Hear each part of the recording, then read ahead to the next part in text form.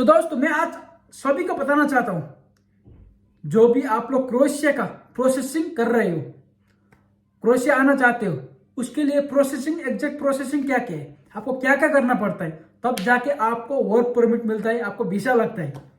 से मैं डिटेल में आप लोगों को बताना चाहता हूँ कैसे कैसे करना है। बहुत भाई लोगों ने क्या किया, जब भी डॉक्यूमेंट सबमिट किया मैन पावर में जाके, तो वेट कर रहे, मेरा वर्क परमिट नहीं आया, मेरा कॉन्टैक्ट पेपर नहीं आया। ऐसा प्रोसेसिंग नहीं होता है, क्लियरली बताना चाहता हूँ। सो फर्स्ट ऑफ ऑल मैं क्या बताना चाहता हूँ आप लोगों को, जब भी आप अप्लाई करने जाओगे मैन पावर में, उस टाइम में डिमांड जो डिमांड कॉन्टैक्ट होता है, डिमांड अवेलेबल नहीं रहता है, आपको वेट करना पड़ता है। समझ गए बात को?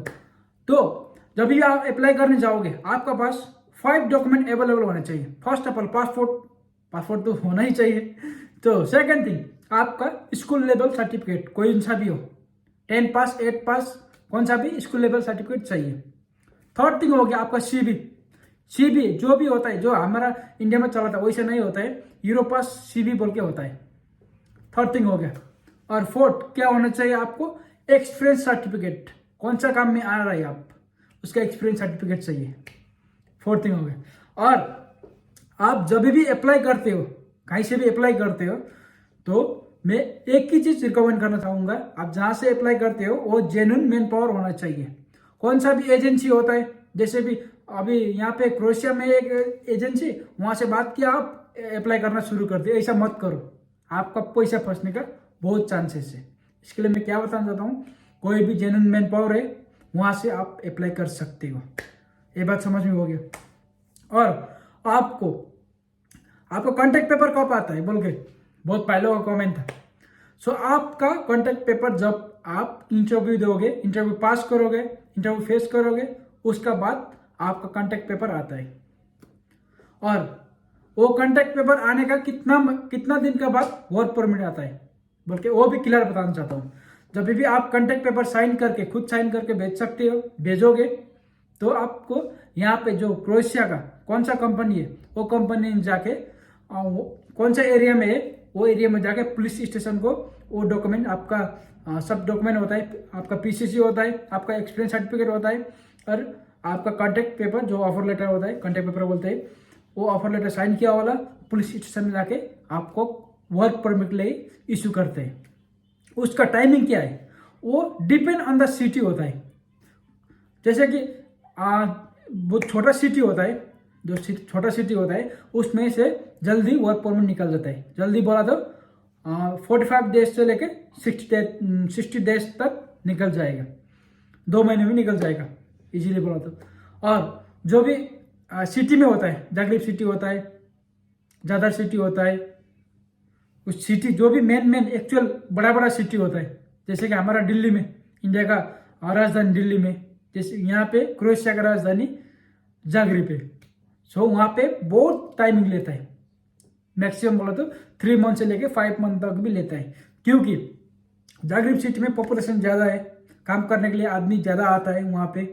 इसके लिए एक ही बार जल्दी से नहीं होता है, प्रोसेसिंग थोड़ा सा डिले होता है। सो ये बात समझ में आया। आपका जब भी कॉन्टैक्ट पेपर साइन करने का 3 मंथ से लेके 4-5 मंथ तक आपका वर्क परमिट आ जाना चाहिए अकॉर्डिंग टू द रूल्स, ठीक है। उससे लेट हो गया बोला तो आपको री अप्लाई करना पड़ेगा, क्योंकि उससे काम नहीं होगा। क्यों बोला तो आपका मेन पुलिस रिपोर्ट का वैलिड डेट कितना होता है, जब भी आप स्टैम्प करते हो, किसी ने नोटिस किया है, उसका पीसीसी का एक्सपायरी डेट जो क्रोएशिया एम्बेसी में छाप लगाया होता है, उसका 6 मंथ वैलिड होता है। तो आपका पीसीसी नहीं होगा तो आपका यहाँ का जो पुलिस का है, पुलिस से वर्क परमिट इशू होता है ना, वहाँ से नहीं निकलता है, क्योंकि आपका पीसीसी में एक्सपायरी डेट हो चुका है, तो आपका इशू नहीं होगा। ये बात समझ लेना, मैन पावर लोग नहीं बताता ये सब बात। और जब भी आपका वर्क परमिट आता है, वर्क परमिट आने के बाद आपका विदिन 15 to 20 डेज का अंदर आपको बीएसएफ करना है। और एक चीज बताना चाहता हूँ बीएसएफ के बारे में, थोड़ा सा मैं जानकारी देना चाहता हूँ आप लोगों को। जब भी आप बीएसएफ करोगे तब आपका खुद का पर्सनल इंफॉर्मेशन डाटा, जैसे कि जीमेल अकाउंट होगा, कॉन्टैक्ट नंबर होगा, आपका कोई और भी है, अच्छे से चेक करके, आप खुद चेक करके बीएसएफ करना। और क्या बोला तो बीएसएफ में कोई भी इंटरव्यू, बहुत भाई लोगों ने बता रहा था कौन सा इंटरव्यू होता है, क्या क्या होता है। उसमें जो बीएसएफ होता है उसमें कोई भी इंटरव्यू नहीं होता है। आपका जब जस्ट फिंगरिंग लेता है, आई कर लेता है, इतना ही, आपको फोटो लेता है, उतना ही है। बीएसएफ में कुछ नहीं होता है। मोस्ट ऑफ द थिंग्स क्या करना है, आपको डॉक्यूमेंट पर से चेक करना है।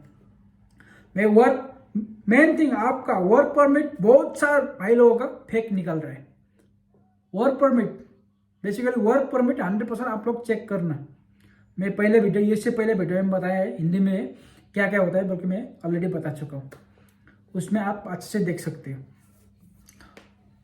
और आपका जब भी बीएसएफ करोगे उसका किसी किसी का जल्दी भी होता है, उससे कोई कंपनी में उसका कुछ कोई भी इन्वॉल्व नहीं होता है।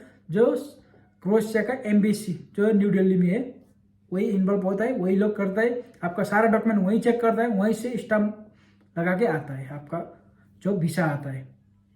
ठीक है। और